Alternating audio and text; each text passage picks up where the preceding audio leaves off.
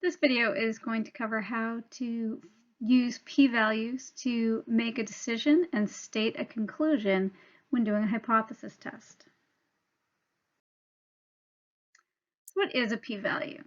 Well, a p-value is a measure of how consistent the sample data are with the null hypothesis.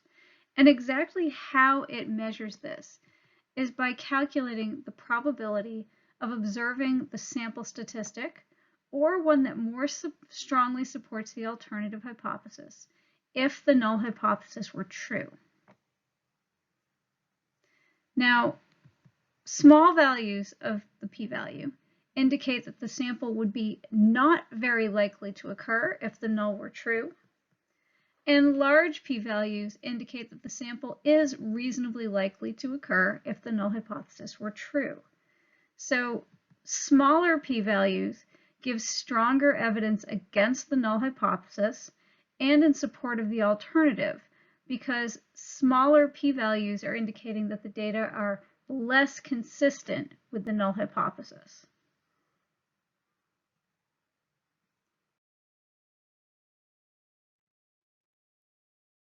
We use p-values to evaluate the strength of the evidence against the null hypothesis. And remember, as I just said, smaller p-values give stronger evidence against the null hypothesis and in support of the alternative. We're so used to thinking of things as big and strong, but with p-values, smaller is stronger. When the p-value is strong enough, we say that there is enough evidence to reject the null hypothesis and conclude that there's strong evidence in favor of the alternative hypothesis. When the p-value is not small enough, we fail to reject the null hypothesis and conclude that there is not strong evidence in favor of the alternative hypothesis. So this is almost bringing us to the decision point, but we still don't know, like, how small is small enough and how small is not small enough.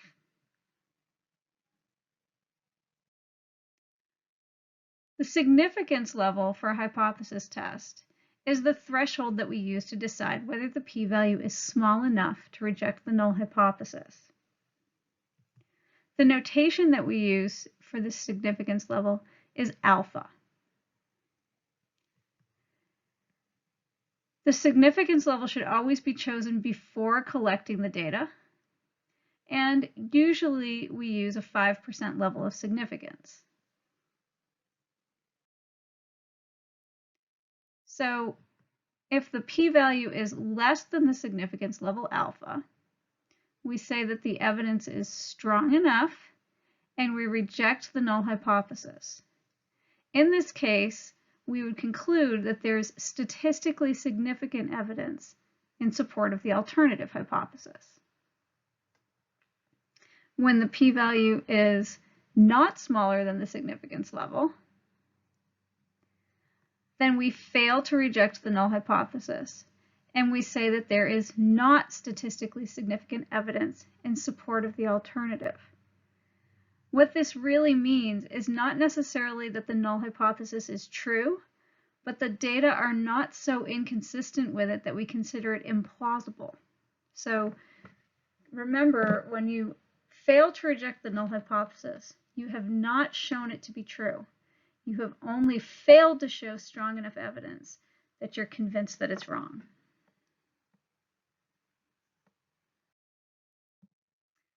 So let's take a look at one of our examples. When we were formulating hypotheses, we looked at a situation where we had a random sample of college students who were given a blind taste test to see if they preferred Pepsi or Coke.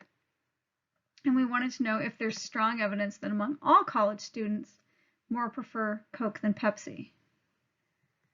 Our hypotheses were that null, that P, the proportion preferring Coke among all college students, was equal to 0.5. And the alternative was that P, the proportion of all college students preferring Coke, was more than 0.5. Now it turns out that the p-value for this test is 0.31. We don't know where that number came from yet. We're going to learn how to calculate it in the next video. but take it for a given right now that the p-value is 0.31. What is the conclusion of our test using a 5% level of significance? Well, the p-value is greater than our significance level, so we fail to reject the null hypothesis, which means that there is not statistically significant evidence that more than half of all college students prefer Coke to Pepsi in a blind taste test.